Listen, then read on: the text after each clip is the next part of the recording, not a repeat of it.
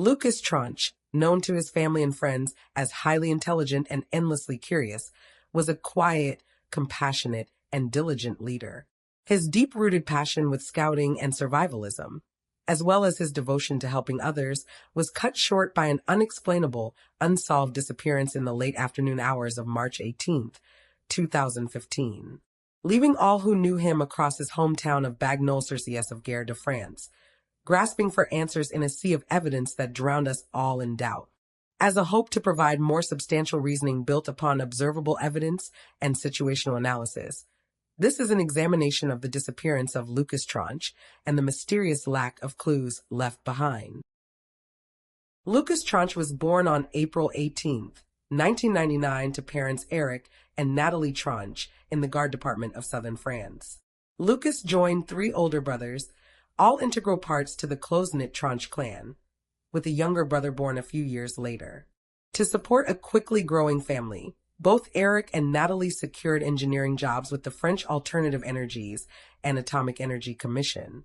The complex work turned over a steady income for the Tranche couple and allowed for a comfortable youth for both Lucas and his siblings. At a young age, Lucas displayed a natural gravitation towards the outdoors, the natural world, and all living things in general. He loved spending time out in the open air, learning as much as he could about the environment around him and the earth at large. When he was just a young lad, Lucas became a junior scout as an extracurricular activity and began a multi-year scouting journey that would last into his teenage years. Through scouting, Lucas learned basic survival skills and wilderness wisdom. He also gained vital life skills such as the importance of charity and volunteering, civil servitude, and responsibility. Lucas was a natural scout, born to guide others while constantly finding it in himself to make himself proud, never disappointing his parents, teachers, or instructors. Despite his tireless work ethic and devotion to scouting, Lucas was considered a very well-rounded child, balancing education with his various interests. While he wasn't the most talkative kid, Lucas did enjoy competing in sporting events with fellow teammates, especially badminton. Alongside his brothers, Lucas was also an avid swimmer. While it wasn't his absolute favorite pastime, he did attend swimming courses throughout his youth and into adolescence, refining his athletic prowess. And to top it all off, Lucas's determination and undying pursuit to be great brought him success no matter what endeavor he was given, earning him well-deserved confidence in all he accomplished. Considering Lucas spent most of his time playing sports or going on adventures with fellow scouts, many figured he would be an extremely outgoing, extroverted teenager. But in fact, he was anything but. Many friends and family around the 15-year-old boy described him as introverted, keeping to himself as he ventured out into the world. Lucas wasn't displaying a cold shoulder, though. Many of Lucas's closest confidants said Lucas was intrinsically connected to all living things, including other people. He cared deeply about his brothers, his parents, and his friends at school. He was quick to look out for those in need, and never shied away from sacrificing time to assist someone on their training or a special project. Lucas's compassion and natural empathy was best exemplified through his connection and passion for animals, spending his last few years researching biology and prepping for veterinarian school post-graduation. He entered his first year at the 3-year French high school system with the Tri-Perfect plan. Scouting, swimming, and science would provide goals and professional development throughout his last few years of schooling and would launch him into his dream career as an adult. Everything was set up perfectly until one afternoon series of mysterious events changed forever the trajectory of Lucas's promising life. Let's now turn to a timeline of events that led up to Lucas's baffling disappearance. A couple of months into 2015, sometime in the middle of February, Lucas Tranche finds newfound troubles going to sleep. He tosses and turns in the night as observed by his father, Eric. As the month of February wears on, the Tranche family leaves their home in Bagnols-sur-Cèze for a ski trip in the mountains. Despite it being one of Lucas's favorite vacations, he acts particularly melancholy whilst away. Again noticed by his father, Eric, when Lucas barely eats anything for a couple of days in a row. However, Lucas's appetite returns 2 days into the trip, and the family goes about the vacation as normal. Fast forward a month later. On Saturday, March 14th, and Lucas spends the day with extended family members, including a cousin he rarely gets to see, but loves hanging out with. That night through Sunday, March 15th, Lucas joins his scout troop for a weekend camping getaway, independent of adults. When he returns that Sunday evening, Lucas tells his father that he had a great time and was overall delighted with the experience, back to his jovial, optimistic self in the eyes of Eric. The following school week begins, and on Monday and Tuesday, March 16th and 17th, Lucas attends school per usual without any hassle. On the evening of March 17th, Lucas participates in his weekly badminton training at Coubertin Gymnasium. Neither the other athletes nor Lucas's instructors notice anything askew that Tuesday. Again, he returns home in a superior mood and tells of his excitement to Eric before bed. The following morning of Wednesday, March 18th, 2015 starts out like any other. The weather is clear and pleasant for the incoming spring season. The Tranche family all awakes by sunrise and engages in their daily routine, getting dressed, eating breakfast, and preparing for school or work. Eric and Natalie round up their 3 sons who are still living at home: 15-year-old Lucas, 17-year-old Valentine, and 10-year-old Arthur. At precisely 7:45 a.m., Natalie drops Lucas off in front of school on her daily drive to work. He makes his way to class and throughout that morning does his routine coursework, showing no signs or signals of distress or that anything is out of the ordinary. His peers find him in good spirits and quite happy. At around 12:20 p.m., Lucas returns home from his studies and eats lunch in the kitchen. He is joined by Anik, the nanny of the youngest Tranche brother, Arthur. Anik tells Lucas that Arthur is invited to a friend's birthday party that afternoon, but that Valentine doesn't want to accompany her to Columbia, the residential where the party is taking place, and only a few kilometers from their home. Lucas agrees to join her and Arthur at the party, and they prepare to leave. A few minutes later, Anik points Lucas to a 20-euro note on the counter left behind by Natalie, so they might buy a gift for Arthur's friend. On their way to the party, Lucas buys a gift worth 7 euros and pockets the remaining 13. Between 1 p.m. and 2:45 p.m., Lucas attends the birthday party with his brother Arthur, again showing no hints that something is amiss. Around 3 p.m., Lucas returns home. A few minutes after their return, Anik goes home by herself, leaving Lucas with his brother, Valentine, who busies himself playing on the family's computer. About an hour later, at 4 p.m., Lucas comes downstairs from his bedroom for a snack. He then goes outside and sits by himself while doing something on his phone. Valentine watches him through the window, but cannot discern exactly what Lucas is doing. The family's phone provider said his mobile data is accessed around this time, including the popular photo messaging service of the time called Snapchat.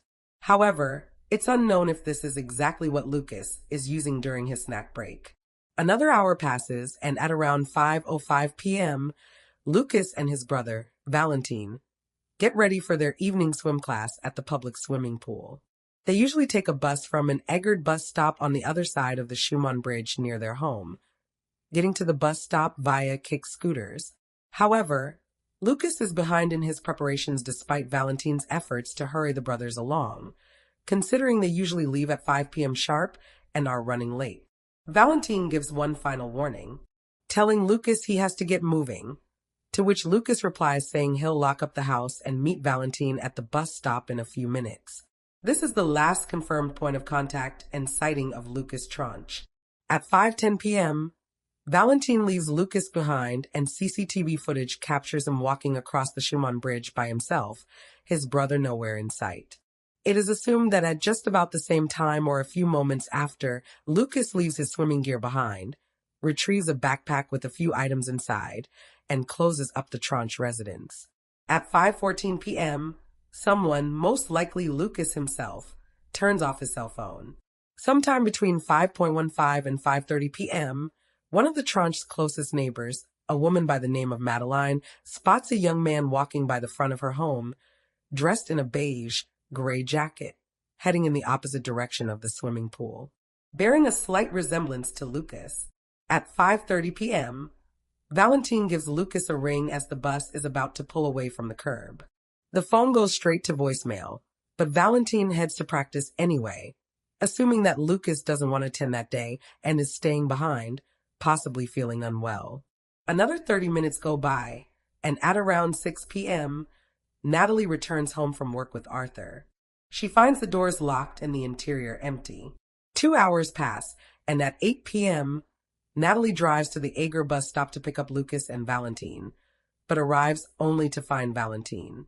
He tells his mother that Lucas hadn't shown up for swimming practice and assumed Lucas just missed the bus and decided to stay home instead.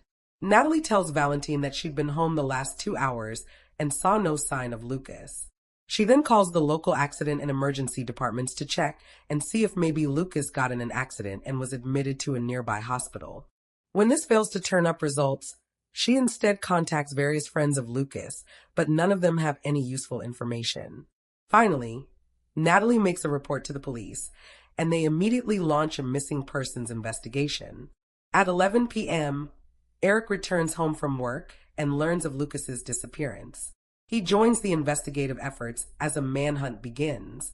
Nothing noteworthy pops up on law enforcement's radar until the following day, when at around 12:15 p.m. on Thursday, March 19th, a 35-year-old neighbor by the name of Stephanie spots a young man dressed in red, running across her front yard while she irons. She tells police that the man was running in the direction of the vineyards and happens to only be about 500 meters from Madeline's sighting the previous afternoon. Stephanie describes the young man as slender with fair-colored hair and mentions her intrigue at the idea of a young lad running by his lonesome. A cadaver dog is sent to that exact location later on, but can only track the running man's scent for about 1 kilometer north. Later that day at around 6:30 p.m. on March 19th, a close family friend of Erica, Natalie Tranche, a man by the name of Ratchet Gamry, joins volunteers as they canvass the areas around Bagnolls. During their search, Ratchet sees a unique shape at the top of a rocky peak up ahead in the distance. He alerts the group, and they all decide that the shape is the silhouette of a person standing atop the formation. Ratchet attempts a photograph, but because the sighting happens at dusk, the lighting is too dark to identify the figure. Instead, Ratchet and the others scream Lucas's name and walk closer to the rocky formation. However, as they advance, the figure stands up and walks away, disappearing into the twilight. Over the following days of the initial disappearance, French soldiers and a combined 1,500 search and rescue volunteers patrol a 4-kilometer radius surrounding the Tranche residence and the river Cèze. This includes countless cadaver dogs, professional underwater divers, and helicopters equipped with both night and thermal vision capabilities. These efforts are followed by a massive social media campaign, pleading for the public to help keep an eye out for Lucas, as well as a healthy distribution of missing person posters.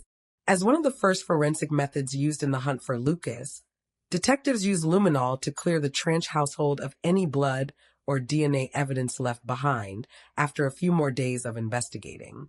The luminol reveals slight traces of blood near Lucas's bed, but those traces are brought in for further examination to make sure the traces are in fact bloods and not other cleaning chemicals. Before the month ends at 10:30 a.m. on Monday, March 23rd, a group of search and rescue volunteers claim they spotted Lucas in the hills above St. Gervais watching the vineyard workers before bolting into the woods, similar to the Rocky Peak sighting made by Rashid Gamry. Later that same day, investigators received their most peculiar sighting lead when at around 5 p.m. on March 23rd, an anonymous 24-year-old man rides his motorcycle and sees a lonesome teenager walking along the deserted paths around Bagnolls-sur-Cèze, holding a rucksack heading towards Esprezin, a small hamlet. This unidentified man, an experienced cannabis user, knew that marijuana plants were hidden around these pathways and wondered if the teenager knew it too. The motorcyclist keeps watching the boy as he rides behind him, but eventually turns around when the teenager takes a different path and walks out of his view. 2 days later, on Wednesday, March 25th, the same anonymous motorcyclist walks into a bakery and sees Lucas's photo on a missing persons flyer posted inside. He immediately connects Lucas's profile to the identity of the lonesome teenager and alerts police. Police bring in the man for questioning, but the tip provides no major findings.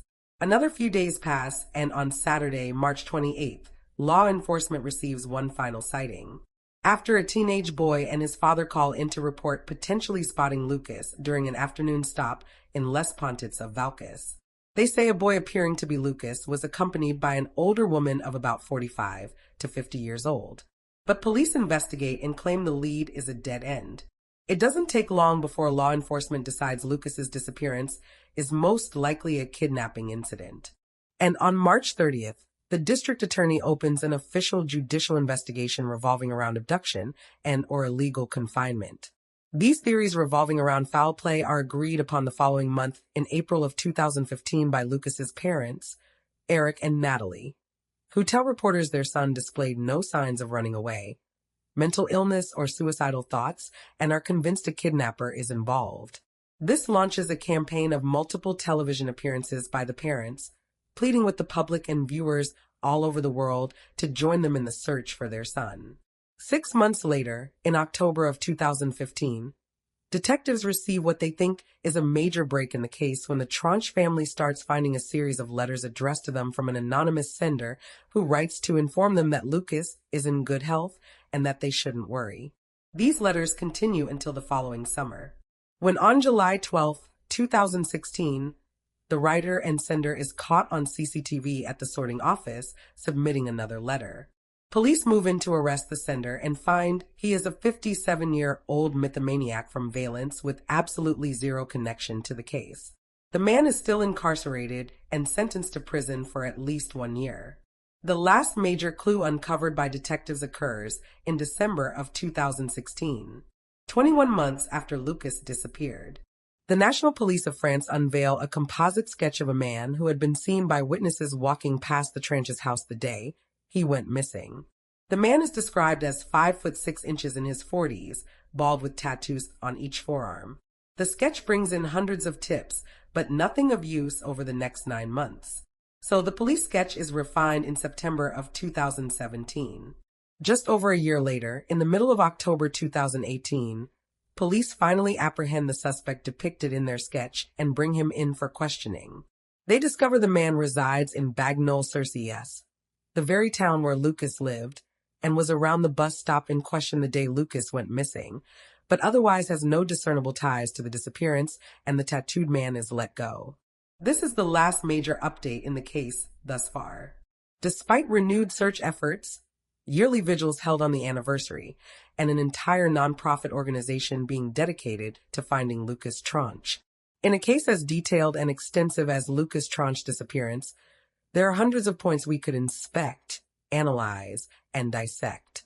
However, there is one incident that keeps catching our eye, an incident related to the tattooed man we just mentioned, and seen by a neighboring witness riding a bike in front of the Tranche residence, and then arrested 2 years later after his police sketch made rounds through the public consciousness.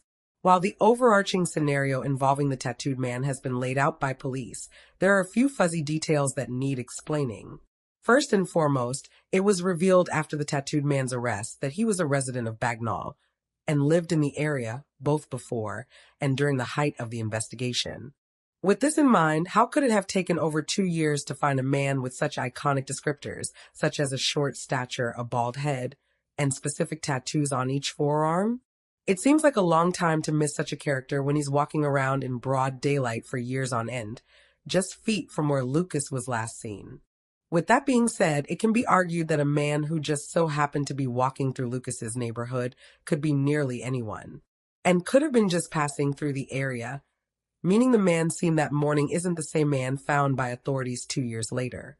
We must assume that they questioned their tattoo man in October of 2018 to make sure he was in Banyul on March 18, 2015. But if he lived in the area, of course the answer would be yes. There are reports that the tattooed man seen outside of the Tranche's home was also seen at the Agard bus stop, before Lucas and Valentine took the coach to swimming practice. There exist CCTV cameras around this area. It seems odd that with the technology available, authorities weren't able to apprehend the man sooner. The strange timing isn't the only thing amiss with the tattoo man's story, though. A year after Lucas went missing, the French news site Objective Guard published a 4-part piece detailing the investigation. In their research, they discovered that the neighbor's tip about the tattooed man was at first considered with little importance. despite the fact that a print shop owner had a very strange and unsettling encounter with a potential connection a few months after Lucas disappeared. Objective Guard interviewed the printer, who gave the following statement, paraphrased and translated from French to English. In either May or June of 2015, a tall, thin, dark, short-haired man entered the print shop. He sported tattoos on both arms and rode in on a motorbike, a detail that stood out because he set his helmet by the entrance door. This man wasn't necessarily clean, but rather sweaty and unkempt. He told the print shop employees that he worked as an animator in a retirement home, and that night there was a lotto taking place. Thus, he wanted to make 3 posters of Lucas's missing person poster in addition to colored flyers to pass out at the event. The print shop made 30 and 50 of each respectively. However, what was odd about the ordeal is that out of the hundreds of posters they made for various relatives and business owners, the tattooed man was the only one who wanted 3 posters and flyers specifically. When the print shop charged the man €35, he claimed his father, a certain Monsieur Durand, who worked at the Bagnall Town Hall, would visit the print shop the following day to pay the fee instead. However, the next day, no one came to offer payment. In fact, the print shop called the Bagnall Town Hall and discovered they had no employees by the name of Mr. Durand, and he likely never existed at all. The tattooed man himself never returned. At first glance, this exchange seems peculiar, yet unimportant. That is, unless you consider the fact that he isn't the only man on a motorcycle with double-arm tattoos associated with the case. It begs the same question asked by the editor at the Objective Guards. Why was this man printing posters using such a unique format? And why for a lotto at a retirement home? Why did he lie to the print shop about his father? Was it because he simply couldn't afford the €35, or was it purposeful to avoid any tracing? Was he the same tattooed man seen by the neighbor, or the same tattooed man arrested by police in 2018? And if so, did detectives question him about this incident? It is possible, but according to the police sketch statistics and the print shop owner's testimony, this tattooed man was tall, whereas the original tattooed man was described as short. And finally, why did this mysterious motorbiker care so much about Lucas? Is he an actual suspect, or just an unruly, but overall innocent and concerned citizen? It is impossible to tell, but questioning this strange and shadowy figure could be the key to breaking the case wide open. Let's now turn to the most prominent theories in the unsolved disappearance of Lucas Tranche. Before the district attorney's office and surrounding law enforcement agencies investigated Lucas's disappearance as a kidnapping, many wondered if Lucas had run away from home of his own accord. He was certainly old enough and had the skills and knowledge to survive on his own in the wilderness from years of scouting. One of Lucas's favorite television programs was Man vs. Wild, the survivalist reality show about living in various climates with only the elements at your disposal. Of course, thinking a 15-year-old teenager would attempt to do what a team of professional videographers and television hosts does just because he liked watching them on television is quite far-fetched, and Lucas wasn't naive. But if Lucas was at least a bit inspired by their incredible feats, combined with his love for nature and scouting, he may have felt the urge to try it for himself. Remember, the weekend before he went missing, Lucas spent a few days on a retreat with his fellow scout troops, which may have been the trigger for a try at surviving the great outdoors alone. That being said, there are some clear signs that Lucas did not journey out of Bagnall with the intent to live off the land. While a couple of his things were missing, Lucas left behind most of his scouting gear, including his field knife. According to the Tranche parents, Lucas never went on a scouting mission, camping, or really anywhere outside of school without his knife. Lucas understood this to be the most valuable tool, and to leave it behind would be a severe lapse in judgment and very out of his character, especially if he were on a quest to survive in the wilderness. Other items left behind were his sleeping bag, another vital piece of equipment, his ID, and most of his money, around €120. There was no food missing from the Tranche's kitchen, and all of their possessions were found basically as they were. It hasn't been clarified exactly what was taken by Lucas in his small rucksack, but what we do know is it wasn't enough for long-term outdoor survival. It's still possible Lucas went out on his own solo camping excursion. Maybe he wanted to test the extent of his scouting knowledge, by leaving with absolutely nothing. The fact of the matter is it goes against everything Lucas displayed in his years of both education and recreation. And although a comforting thought to believe he left of his own volition, it simply doesn't add up. So if Lucas didn't plan a survivalist mission, is it possible he still left on his own for other purposes? Some believe so. Theorists point to Lucas's peculiar actions in the hours leading up to his disappearance, specifically his time spent outside away from his brother, busy on his phone in the backyard. People wonder if Lucas may have been in contact with someone, setting up an appointment or rendezvous with a stranger unbeknownst to his family. This is the leading theory of Rashid Gamri, the family friend we mentioned earlier. Ratchet believed Lucas met someone either online or in person and set up a meeting on March 18th. Obviously, whatever happened at that meeting led to Lucas's disappearance. Lucas might have turned his phone off to prevent any distractions or anyone attempting to communicate with him during the appointment, as he was doing so in secret. And if the other person he was meeting intended to kidnap him, he may have instructed Lucas to turn his phone off. But if Lucas had always intended to turn his phone off anyway, why take the phone at all? Lucas may have wanted it on his person just in case something went haywire. But obviously, if things did, he never got the opportunity to turn it back on and use it. Sadly, the phone was one item never recovered. It's fate resting with Lucas's as well. There are some complicated facets to this appointment theory. It's actually highly unlikely that Lucas met someone online, as he wasn't a fan of social media and had deleted his Facebook accounts long before he disappeared. Authorities did pull his laptop and tablet as evidence, and after numerous dissections of his hard drive and internet activity, detectives felt there were no digital or web-related leads to be had. The same can be said about his phone records, too.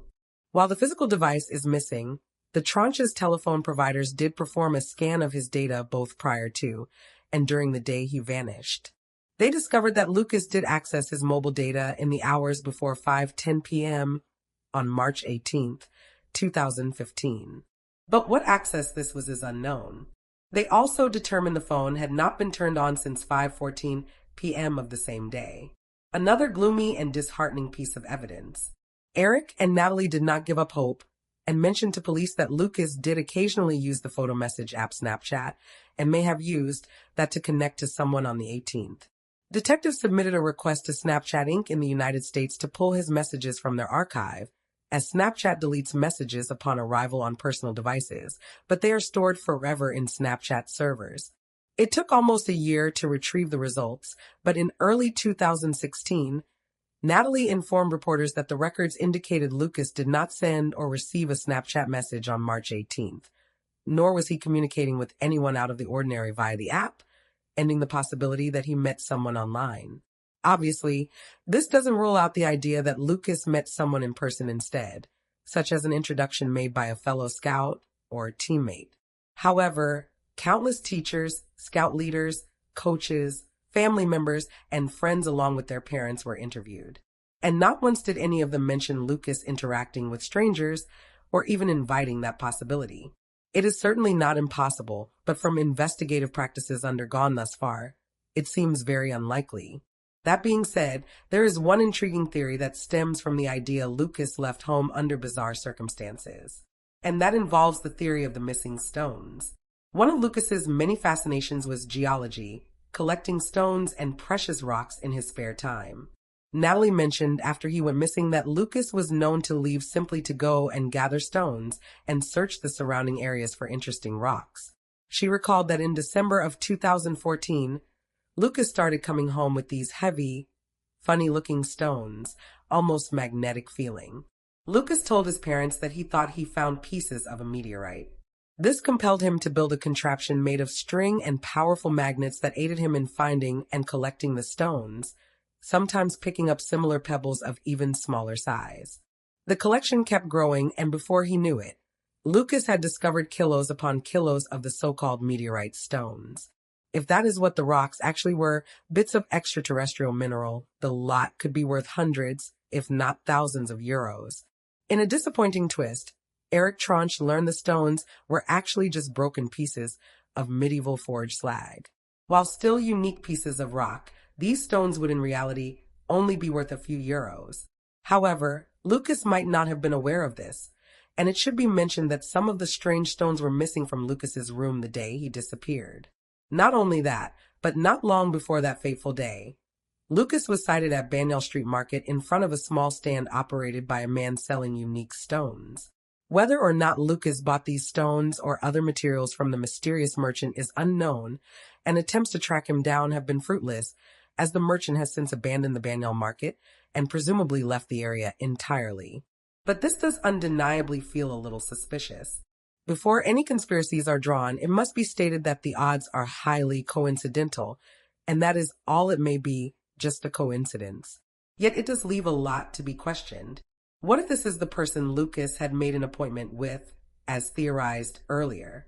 What if the merchant was grooming Lucas with stories about meteorites, building trust to the point where he could kidnap Lucas under the pretense of taking him with him to find more of these valuable stones? This would also explain why the stones are still missing from Lucas's room, because Lucas was going on what he perceived as a stone collecting endeavor with the self-proclaimed experts. And that's where things went awry. It's a haunting scenario to imagine playing out, but at least must be considered, as it can't be ruled out until the Banyal stone merchant is found and interrogated. And until this time, a suspect he must remain. Other theories suggest that whatever happened to Lucas was accidental and not necessarily a result of kidnapping or